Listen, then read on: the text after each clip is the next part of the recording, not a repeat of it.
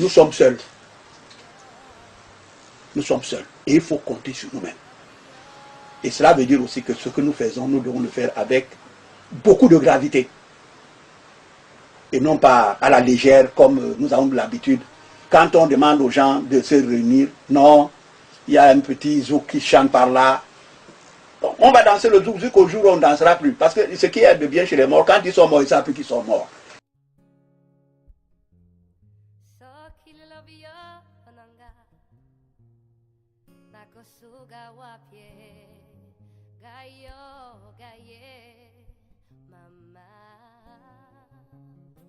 On avait fait une remarque, c'est que lorsqu'on veut déconstruire un paradigme qui nous a été imposé, il y a toujours nos propres frères qui veulent justifier, expliquer, soutenir ce que l'autre nous a posé comme acte de violence.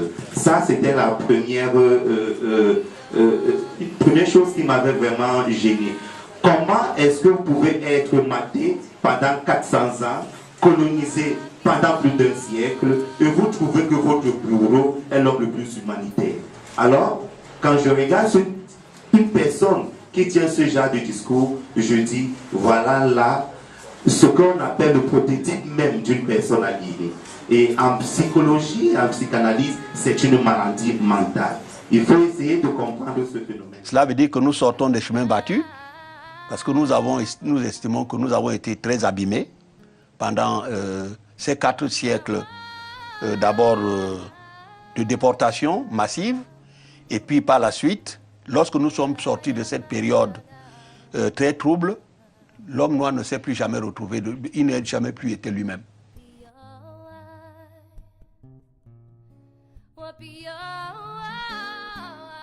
Je me suis toujours posé une question, mais qu'est-ce qui nous est arrivé? Pourquoi avec les Noirs là, ça ne va pas? Partout où tu viens, dans tous les pays où tu viens, tu vois que les Noirs là, ils sont toujours en train de se débrouiller là. Que les vraies structures sont gérées par les autres, par les Européens, etc. Même chez eux, même les Africains. Mais je dis, mais qu'est-ce qui leur est arrivé? Moi, depuis l'enfance, ça m'a préoccupé. Tout premier élément, la question que je me suis posée, nous sommes en guerre.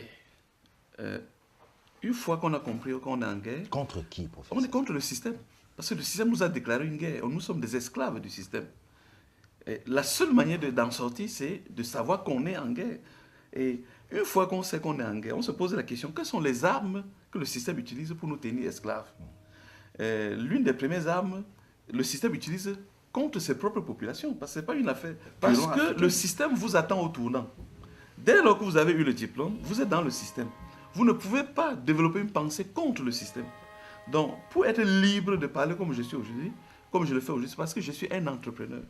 J'ai cherché à me donner les moyens d'être autonome du système pour le critiquer, pour élaborer une pensée personnelle qui ne souffre d'aucun conditionnement. Dans un monde, les plus forts mangent les plus faibles. Et les plus faibles vont disparaître. On a mis un seul poisson, la perle du Nil, il a exterminé le reste des poissons. Si nous regardons aujourd'hui la chaîne humaine, il y a le lion qui bouffe l'hyène, la hyène qui bouffe la hyène bouffe le tigre bouffe le gnou bouffe l'herbe. C'est nous qui sommes l'herbe. C'est les Noirs. Nous sommes au bas de l'échelle. Quoi qu'on voit, c'est nous qui sommes au bas de l'échelle. Et pourquoi? Parce que nos ancêtres, les Noirs, ne lisent pas l'histoire. Les Noirs ne lisent pas leur espace. Les Noirs n'ont jamais maîtrisé leur espace, même depuis le temps des pharaons. Nous n'avons jamais fait de la prospective. C'est-à-dire que le drame des Noirs a commencé en 655 avant Jésus-Christ avec le sac de Thèbes. Nous devons lire l'histoire. Et froidement, nous devons lire l'histoire froidement. Sinon, moi, je le dis, je soupçonne les Occidentaux de vouloir exterminer les Africains, de prendre le territoire africain. J'en aurais fini quand je vous aurais expliqué que l'économie africaine a une particularité incroyable, c'est que structurellement, elle présente 3 tares de fond. Elle est complètement désarticulée. Elle est extravertie. Elle est désharmonisée. Ça veut dire quoi? Ça veut dire que les Africains aujourd'hui ne peuvent produire que ce que demande l'Occident.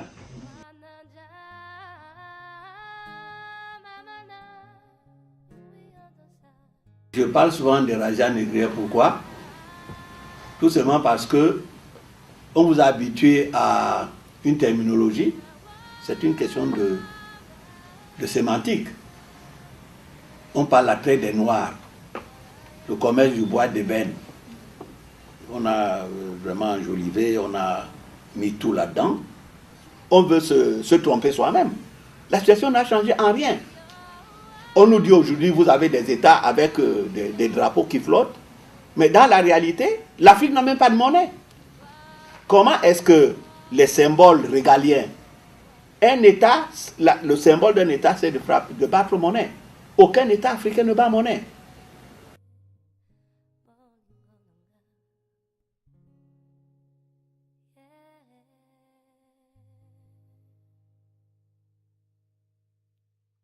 Mais une véritable indépendance, c'est revenir à ce qui existait avant le colonialisme. Qu'est-ce qui existait avant le colonialisme? Des ethnies, des groupes qui étaient des nations, car chaque ethnie est une nation, et qui avaient des frontières totalement différentes de ce qui existe maintenant, des religions totalement différentes de ce qui existe maintenant, une culture totalement différente de ce qui existe maintenant.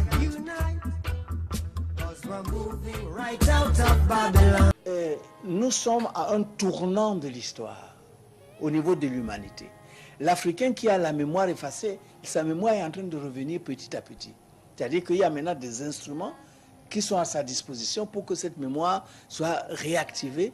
Donc en réalité, je peux dire aujourd'hui que l'Afrique s'annonce au rendez-vous la tête haute.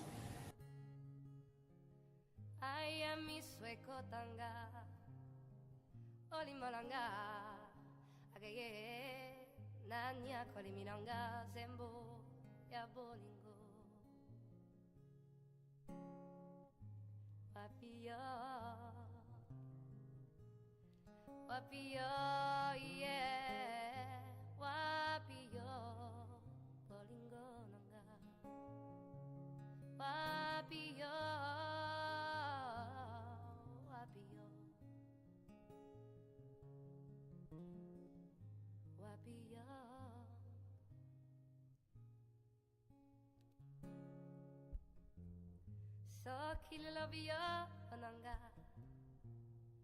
nakosuga wapye gayo gaye mama